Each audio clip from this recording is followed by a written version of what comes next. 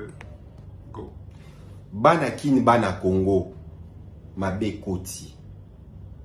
Virus otozoyo ka coronavirus. Et c'est côté libiso na mboka. Tomi batela. To batela Congo. Komi batela lelo la kisi. Mbote na liboko lisusu te. Soko nyo kosola. Kosola na pembeni. Soko linyo bipwepwene biso tozara tokoma koyamba na kotutisa na mitu. Wana pe lisusu te. Mieux vaut tutisa na biso makolo. Mais, tomi batela. To batela mboka.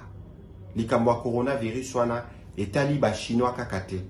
Etali ba américain kakate. Etali ba français pe kakate. Etali biso ba kinois. Kin eza porte ya Congo mobimba.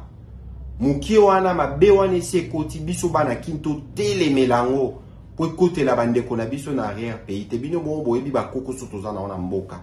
Yango na tindeli bino maloba oyo. Bobo sanate mbote na loboko tika.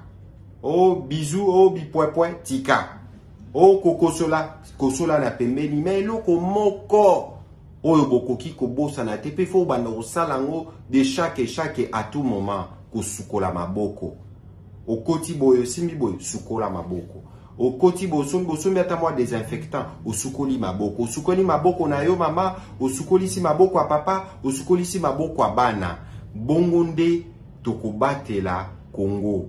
Tomi batela, to batela Congo. Nzamba pambola mino mingi.